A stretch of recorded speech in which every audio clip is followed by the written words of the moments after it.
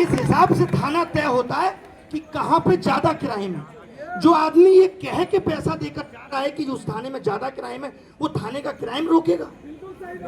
बताओ। आप digital India की बात करते हो और आज आप ड्राइविंग लाइसेंस भी बनाने जाओ तो दलाली लगेगी।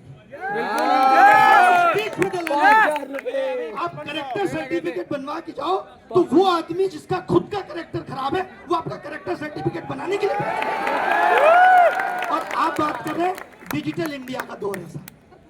डिजिटल इंडिया क्या खाली यूपीआई से पेमेंट कर दिया 10 रुपए का, ये डिजिटल इंडिया थी? कि आपके सिस्टम जब बच्चा पेपर देने जाता है वो बाहर लीक हो जाता है, हैक हो जाता है, आपका सिस्टम इतना स्ट्रांग नहीं है, ये डिजिटल इंडिया थी? आप पेपर ठीक से नहीं करा पा रहे, ये डिजिटल इंडिया थी? ये हिस्सा नहीं था डिजिटल इंडिया का? और फिर आप कहते हैं आवाज क्यों उठती है? आप झूठ पे झूठ बोलते रहेंगे, इस देश का मीडिया उस झूठ को जस्टिफाई करता रहेगा और हम आंख बंद करके बैठे रहेंगे। क्यों? क्योंकि हम देश प्रेमी हैं, बोलेंगे, डंके की चोट पे बोलेंगे। असली देशभक्ति तो यही है, सवाल पूछना सत्ता से असली देशभक्ति है। वो लोग जो आज सवाल नहीं पूछ रहे गद्दार है वो देश के, जिनके अंदर सवाल। एक बात बताइए, पूरा बॉलीवुड गद्दार है, पूरा बॉलीवुड। बिल्कुल बॉलीवुड धीरे धीरे आएंगे, पूरा क्रिकेट देखिए सबने आपको लूट लिया है, क्रिकेटर ने भी लूट लिया, बॉलीवुड ने भी लूट लिया, किसी ने नहीं छोड़ा। सर शहीदों के नाम पे फिल्में बनाते हैं, इन्होंने कुछ नहीं सीखा शहीदों से। शहीदों के नाम पे फिल्में बनाते हैं। आपको जल्दी माइक देंगे। एक चीज मैं और कहना चाह रहा था, आपने भुलवा दिया। अभी आपको पता है मोदी जी यूरोप गए थे, मैं कुछ एग्जांपल इसलिए ले रहा हूँ, मैं मंशा दिखाना चाहता हूँ सरकार। वहां उन्होंने बोला है कि एक्सपोर्ट में पिछले 12 साल में भारत ने 35 गुना वृद्धि की है। मैंने जब ये फैक्ट चेक किया, आप चाहें तो खुद भी कर सकते हैं परप्लेक्सिटी पे डाल के, 2 गुना है, 2 गुना, 2 को 35। और सोचिए मीडिया इस चीज को बड़े बड़े अक्षरों में चला रहा है, छोटा सा नीचे लिखा है प्रधानमंत्री नरेंद्र मोदी। मीडिया को पता है ये झूठ है, लेकिन वो देख रहा है। छोटा छोटा किसको देखेगा? जैसे नहीं देखते आप, टर्म एंड कंडीशन छोटी छोटी होती है हर जगह, हर जगह टर्म एंड कंडीशन छोटी छोटी होती है। आज यार हम लोग किस किस के लिए लड़े? आज आप हेल्थ इंश्योरेंस कराएंगे, आपके पीछे चाचा पीछे पड़ जाएंगे, हेल्थ इंश्योरेंस ले ले, क्योंकि उनका कमीशन फिक्स है। उसके बाद अगर आपने हेल्थ इंश्योरेंस ले लिया और आप हॉस्पिटल में चले गए, किसी तरीके से आप भर्ती हो गए, तो आप भर्ती होते रह जाएंगे और अप्रूवल नहीं आएगा। और अप्रूवल आ गया और कह दिया कि आप पे करके चले जाइए, रिम्बर्स हो जाएगा, तो रिम्बर्स नहीं मिलेगा। हेल्थ इंश्योरेंस वाले बाद में बोलेंगे ये बीमारी कवर नहीं थी। यार आप हमें हर स्टेज पे लूट रहे हो, कौन देखेगा ये सब? क्या करने के लिए हमने हेल्थ मिनिस्टर बनाया है?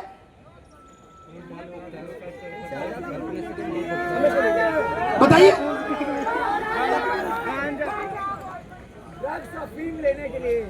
आज जैसे इन्होंने भी मुझे बताया कि सर जो ये एग्जाम सेंटर है, तो 2 बातें निकल के आई कि भाई सेंटर्स, आपने देखा होगा आज से 6-7 महीने पहले एसएससी का एक प्रोटेस्ट हुआ था, जिसमें ये मुद्दा उठाया गया था प्रोटेस्ट में कि एक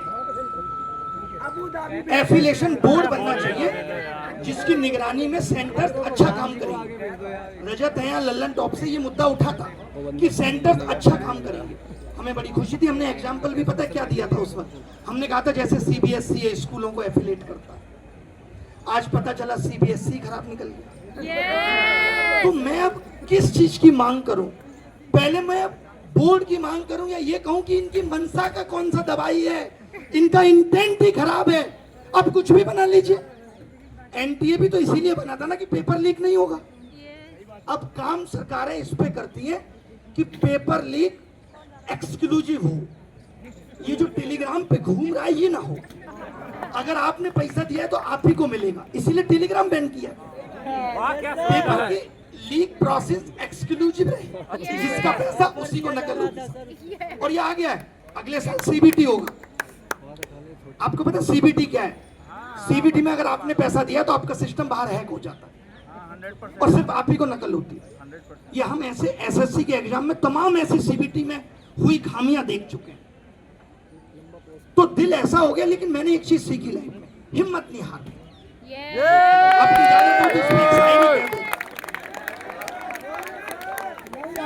गम मेरे साथ बड़ी दूर तक गए, गम मेरे साथ बड़ी दूर तक गए, पाई ना जब मुझ में थकान तो वो खुद थक गए। हम सबको अंतिम सांस तक लड़ना है। क्या लगता है, बहुत से लोग मुझे कहते हैं, एक टीचर है यूपीएससी के, बहुत फेमस है, बहुत फेमस है, अभी कुछ दिन पहले उनसे कह रहे इस देश का कुछ नहीं होगा। और निराशावादी हैं, दुनिया को राय देते हैं यूपीएससी करो, एक बार थक जाओ दोबारा करो, खुद एक बार एक काम किया फिर नहीं कर पाए दोबारा। सर नाम भी तो बता दो। मैं ये कहना चाहता हूं कि अगर आज के दौर में हम आप जैसे लोग हिम्मत हार के बैठ जाएंगे तब क्या होगा? कल वीडियो ले लेना। देश तो जाता रहेगा, कैसे हार जाएंगे हिम्मत यार? बहुत आगे इस सीने में जमीर जिंदा है, लोगों के लिए लड़ेंगे।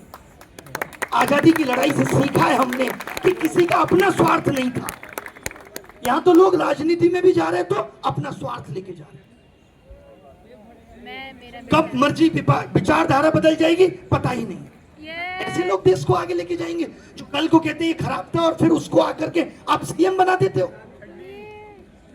क्या आप बताइए किसी भी राज्य की जिम्मेदारी सही सीएम के हाथ में दी जा रही है? नहीं। फिर आप कहते हो देश सही हाथों में। जब देश का शिक्षा मंत्री ठीक ना हो, हेल्थ मंत्री ठीक ना हो, वित्त मंत्री ठीक ना हो, तो कैसे जस्टिफाई होगा कि देश सही हाथों में? नहीं, अम्मा भी कह रही है पीछे नहीं है। अब अम्मा के मुंह पे कोई कैमरा लगा के बोलेगा तुमको भी नीट देना है क्या? पहले तो ये नीट के साथ पत्रकारों से कहूंगा पेपर लगाना सीखिए। नीट देना है या नहीं देना? नीट पेपर की बात हो रही है। सो जब इनको क्या है, लेकिन ये आई हैं आवाज बुलंद कर, ये इससे पता कॉकरोचों चलता है की कि मार। आज भी ऐसे लोग भी हैं जो लोगों की आवाज बनना चाहते हैं, जिनको दहशतगर्द कहा जाता है। अच्छा आप बताइए कि क्या ये सरकार इतनी नासमझ है जिसको नहीं पता चल रहा कि ये लोग पेपर लीक और देश की समस्याओं पे बात करना चाहते हैं? इतनी नासमझ तो नहीं। इतना तो समझ आता होगा ना, विजनरी है प्रधानमंत्री जी, जिसने ये देख लिया कि भारत एग्जैक्ट 2047 में आजाद हो जाएगा। जीपीएस पे डाला होगा विकसित भारत, नीचे आया होगा 20 साल to reach ETA estimate time of arrival. ऐसा लगता है कि 31 जनवरी 2046 को हम और आप सोएंगे और जब सुबह जगेंगे 1 जनवरी 2047 को तो भारत विकसित हो चुका होगा। क्योंकि इस वक्त देश के प्रधानमंत्री योगी जी होंगे और वो नाम बदल चुके होंगे भारत का विकसित भारत। ये तभी सही हो सकता है। माइक लगा रखा है। यार एक बात बताइए, डिजिटल में डिजिटल नहीं बचा, जैसे रियल जूस में रियल कुछ नहीं है।